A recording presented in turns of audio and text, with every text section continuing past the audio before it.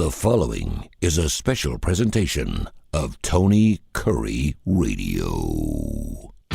Keep your mission on your mind and your mind on your mission.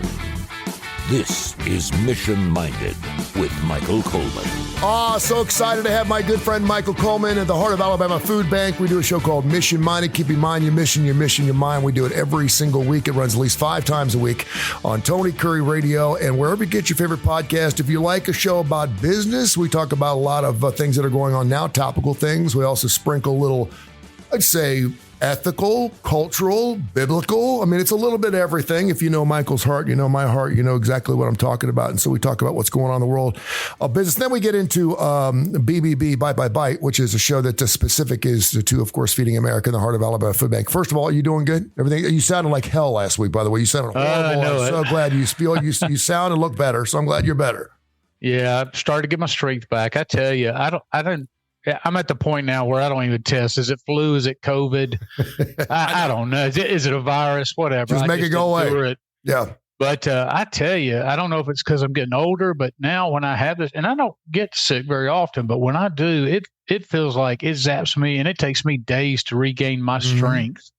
So I think that's just part of getting older. But yeah, I feel like I'm feeling better today than I have any day this week. And so I think that's good. I always say it's God's way of telling us to slow down a little bit.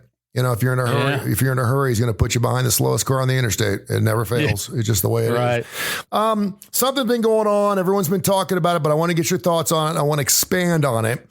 Elon Musk sends out this email last weekend. Tell me 5 things you did last week.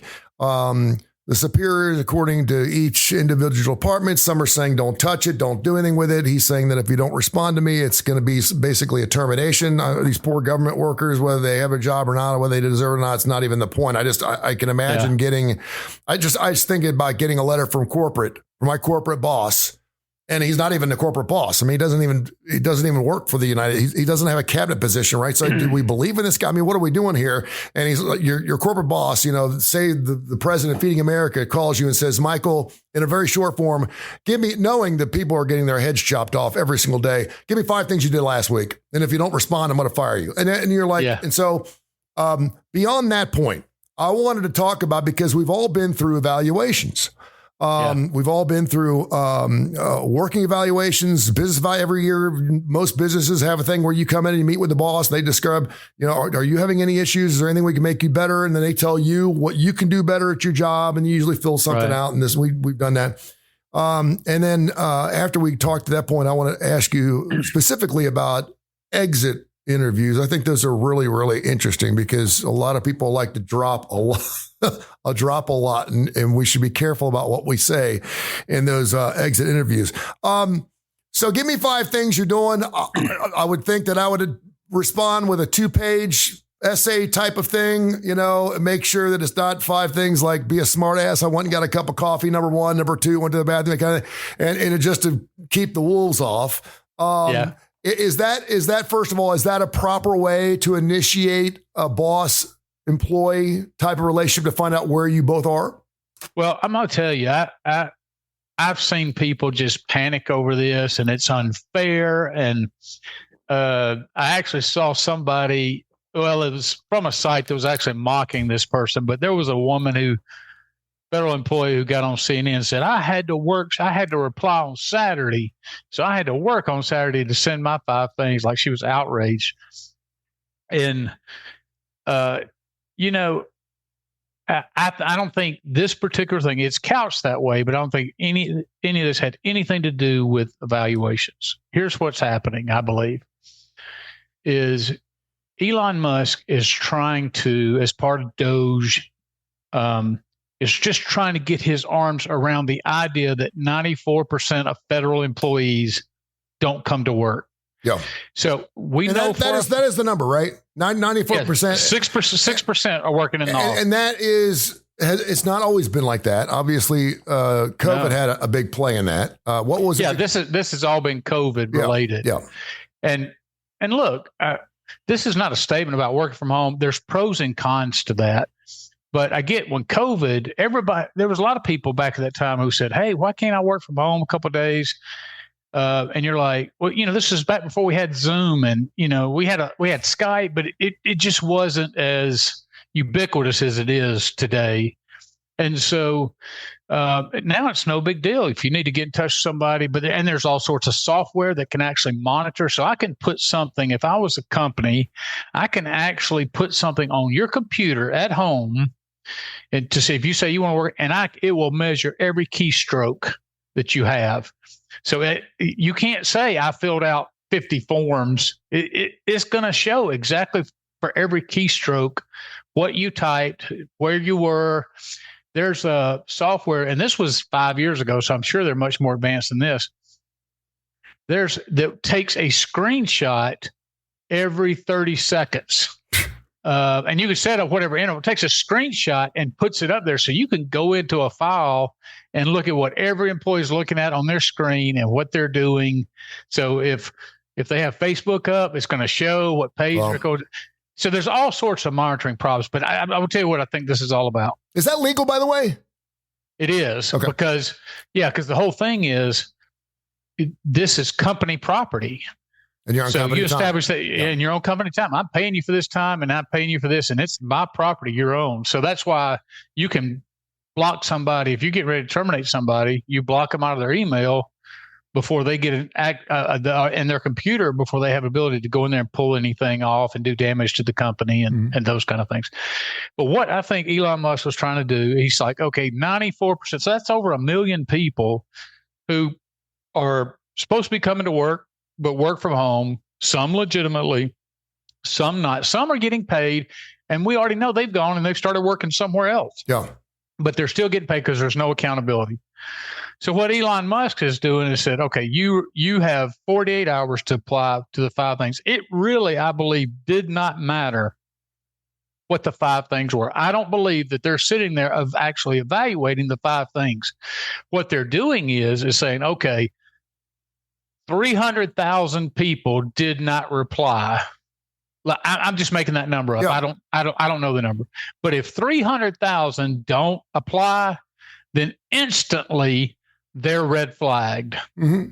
And now they're going to get scrutiny and maybe a direct email to them saying, and that maybe, because he's got these brainiacs with him that are doing all these algorithms. And so he's putting algorithms on some of the systems that are going in, and they can determine all sorts of things about what's happening. So what I'm saying is they can go in, that you're highlighting yourself by not responding. If you respond, you're probably at least going to be, let's say you have another job, but if you would just go in and respond with 5 things, even if you just made those, and I'm not encouraging dishonesty, but I'm saying if I responded with 5 things, regardless if you just made them up or not, you're at least going to come off the radar for probably the next month or two, because they're going to be focused on everybody who didn't respond. Yeah. And what are their key positions? Why didn't they respond? What's the legal ramifications? Some, people are going to file lawsuits, slow some of this down.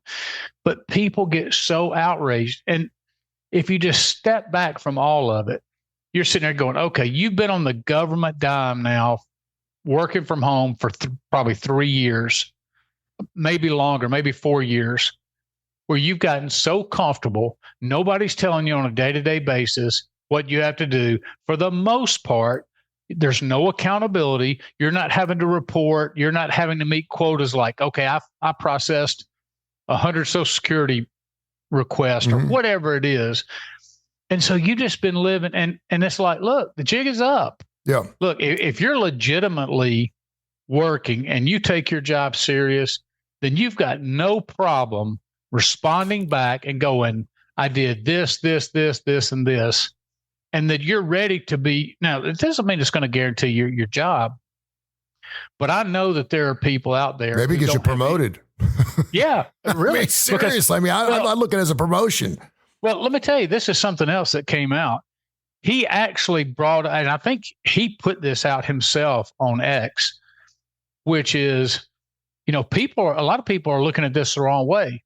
You're cutting a lot of government, but you're going to be cutting a lot of super. So if you're somebody who can prove that, hey, I've been working and I'm hard and I'm committed to my job, when I really didn't have anybody looking over my shoulder, he talked about that may elevate you up to a supervisory position, and we're just cleaning out a bunch of dead weight where people are just waiting on pensions. And he's probably looking at people that are reapplying. I mean, if you're taking the deal, you weren't doing squat. You were either going to retire or you weren't working with this lick and okay, they caught me. I'm taking the money through September. I'm done. I don't have to work another day. If you do get fired and you were we know the part of the IRS has been cut. Listen, it's not perfect. We're not saying that everybody is living off the government's teat. I'm not saying that, but there are a lot of people. There's a lot of waste there, a lot of fraud going on. But then if you go back and reapply and say, listen, I was very intricate and very important to this, but blah, blah, blah, blah, blah, they may look at that and go, wow, this person wants this job. Because the whole idea, and I heard them talking to a government worker on NPR the other day, and I just want to help people, I'm just kind of like, and I appreciate that. There's so many different ways we can help people, but he was making $83,000 a year helping people, working 4 hours a day. And I'm kind of like, I'd love to help people for 4 hours a day at $80,000 too. So let me ask you this, as a CEO, which you are, and as a business owner, which you are, what have you learned from what Elon Musk is asking or what he's doing? I know it's rash. It doesn't look, normally you're a nice guy. You would say, I hope you all having a great year so far. It's been exciting here at the Heart of Alabama Food Bank. I'm just trying to feel everyone out and make sure that we're optimizing our opportunities and our deficiencies. And hey, could you tell me, for example, just give me 5 things you guys did last week. Let's have some fun with this. We'll have a meeting next Monday. That's the way you do it. Well, Elon says, give me 5 things or you're fired. I mean, it's so, so what have we learned here? Yeah. Well, first of all, like I said, go back to how many, he's trying to wrap his arm around a very bloated, inefficient, ineffective, outdated system. All, like he said, across the board, the software and the hardware systems, but primarily the software systems, don't interface. They're old systems. The idea is so overwhelming to a lot of departments. They just keep the old, even though it's not good, even though they've got new technology that could come in, but they're so inefficient. And so somebody who's a supervisor or who's a department head, like a lifelong employee, I'm not talking about these political people who come and go. These lifelong employees go, look, this is going to be a monster. So I'm just going to ride this out at the system. I get it's not as efficient. And so people just pass that along. And now you've just got so much inefficiency. So even if you had people who were motivated, okay, so that's people is one problem. The other problem is the systems are all bad. So he's trying to just, like I said, get his arm around how bad it is. And the thing is, there's no way to do such an enormous task in a way that you can sit down and feel through everybody's feelings and address all of it in a caring way. Do you have let me back up. Do you have a problem with him going directly to the employee as opposed to going to the employees higher up? Because I mean, I would tell you he couldn't do it. He could not do it any other way. Let me tell you why. So here in the city of Montgomery, years ago, the public schools, I don't know, maybe if I talked about this recently, forgive me or remind me. But the city had taken over, this is about 6-7 years ago, was taken over the education system. The Montgomery County school system was taken over by the state. And so they were coming in and they were all looking at, and they were trying to get an organizational chart for all employees in the county. And they couldn't even get that from the unions and things like that. They couldn't even get a full accounting. But then when they did, they said, okay, well, let's talk through these things. And they said, we really don't need, and I forgot what position it was. We really don't need this position. Let's eliminate it. Well, everybody stepped up. You can't eliminate Clara's position. She takes care of her mother. Mm-hmm. So they were like, okay, well, maybe we could shift this. Oh, you can't get rid of Mike. Mike has been here. Mike's the one and so you're trying to be surgical, but everywhere you turn, when you put a face in it, you're going to get pushback because literally everybody has a story. And so I don't want to come across as being indifferent. I have an organization of about 50 employees. I know each of our employees by name, by sight, and I can sit down and assess if this position has to go. Do I want to try to move this employee? I know their individual gifts and talents, but when you come into something as with the enormity and a big a mess as it is, it's bloated. Can you imagine him going, okay, I want first of all, the cabinet people are not going to know. So you're going to have to go down a couple levels to get to the career civil servant. Yeah. And then you're talking to them, and what are they going to do? They want to justify their own purposes, their own means. And so they're going to tell you, I got to have everybody. You can't cut me. And the reality is you have to come in when they're talking about cutting some departments by half. And they're like, oh, that's so drastic. The reality is if you updated departmental software systems and got more efficient, the vast majority is a lot of the software would not only make it more efficient, but you could reduce it with almost zero impact, where people could go online, do the things they need to do online, have systems checking the system. And then you have people that kind of troubleshoot that rather than the systems that we have today, which the IRS, anytime you get a note from the IRS, it comes in, you have X amount of days to respond, but you can't do it online. You got to mail it back. You know how inefficient the mail system is.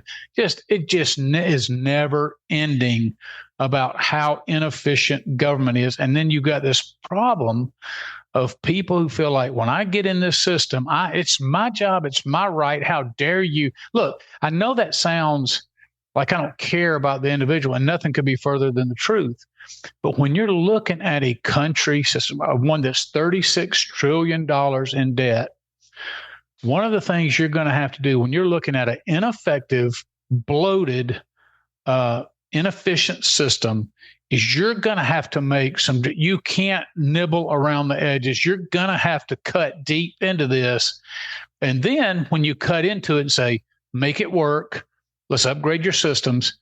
And then you might say, hey, you know what? We might need to add a few more over here, or we might need to do, or you know what? We find out we could cut it again in half again.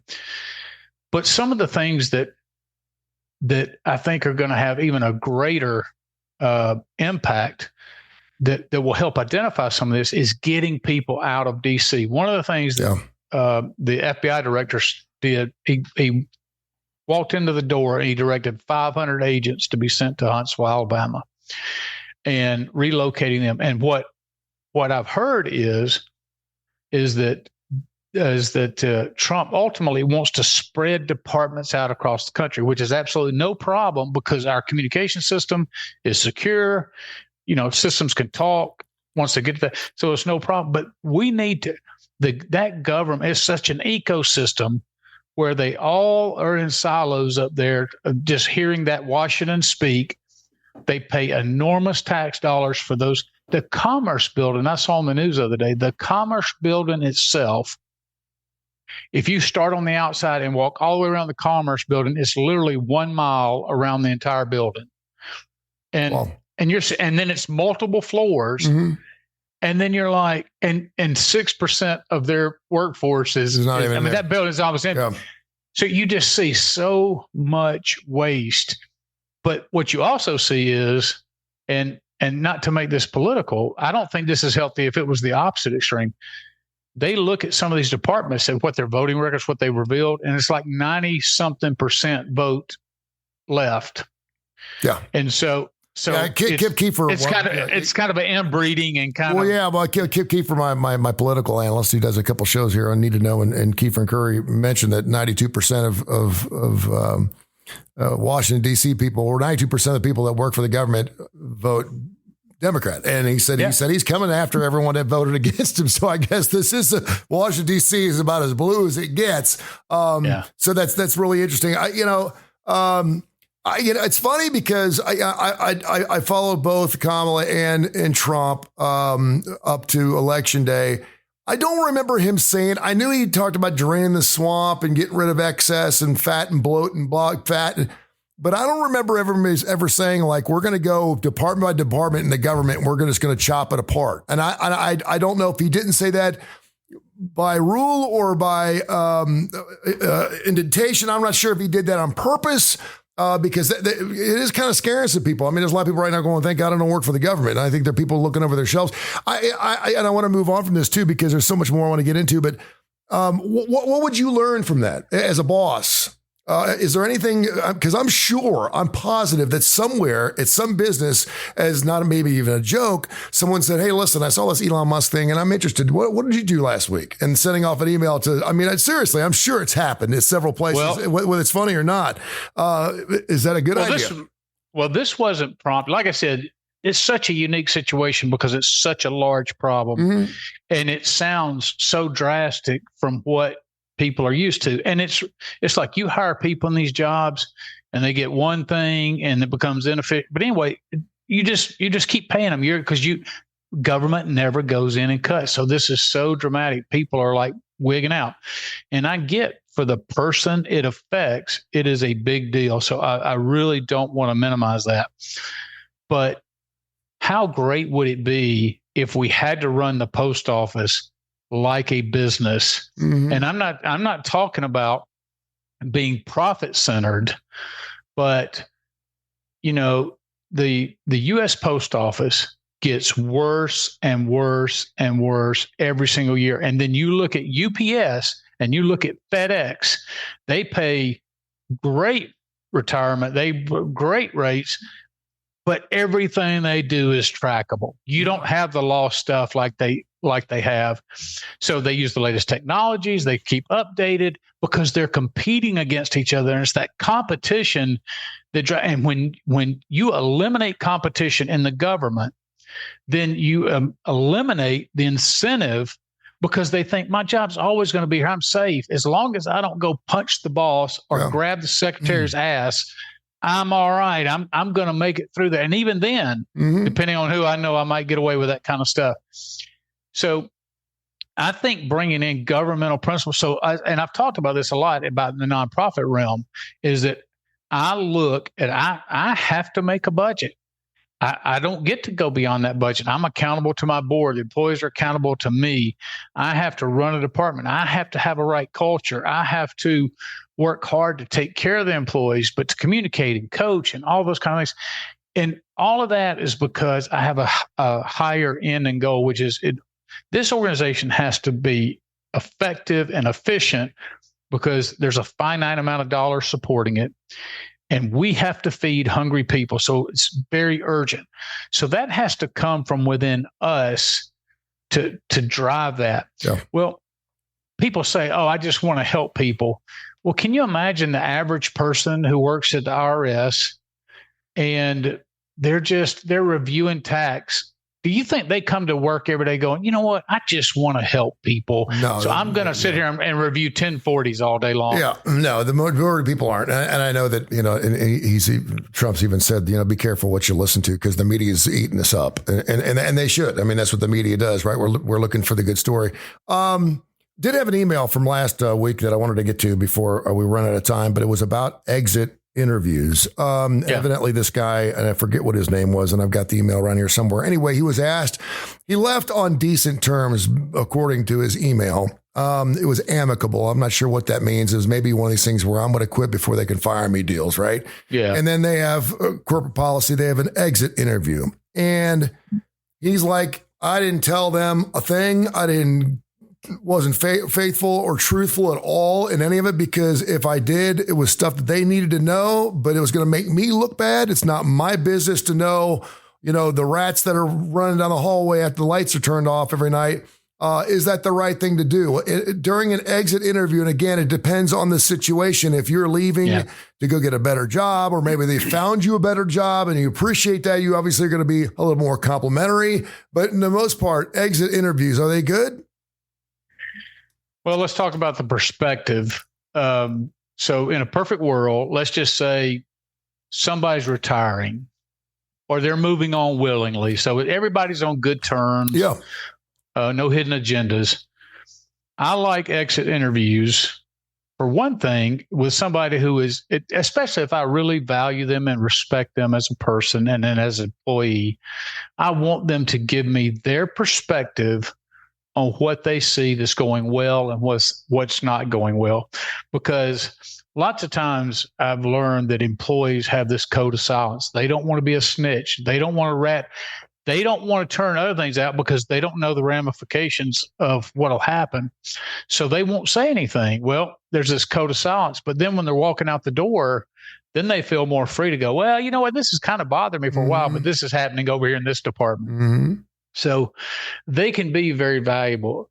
If you're a CEO who genuinely cares about that, but it's like anything else. It can be, okay, we are required to do an exit interview, and people, your HR or whatever, really just doesn't give a crap what you have to say.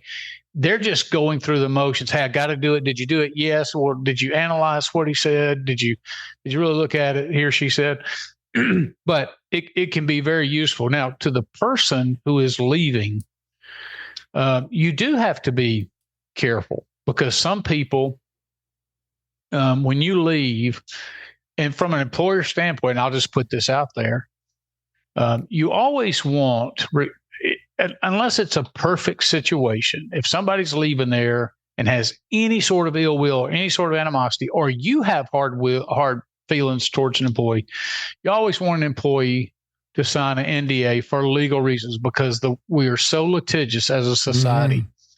Well, most employees would say, why would I sign an NDA? What's my incentive? And so lots of times when I terminated somebody that was at a high level just a couple of weeks ago within the organization, but it was about the second week of the month. I paid them through the end of the month, and I carried an extra month of hospitalization on them. And because I was not mad at the person, it was just a competence issue. So I said, I'm going to do that to help you as you transition into new employment, and to keep as little impact on you as possible. So they were very thankful. And I said, but in order to get this, you're going to have to sign an NDA. Again, not that I'm trying to hide anything, but it just protects you legally, because people get mad. Their friends talk them into suing you, all that kind of stuff.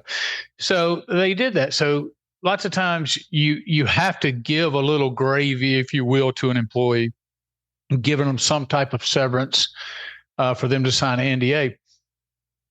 But employees sometimes will want to blow the place up when they leave. They're like, I'm going to tell that CEO off. I'm going to say, you're the biggest SOB, blah, blah, blah. And if you've got severance on the line, that can blow all that up.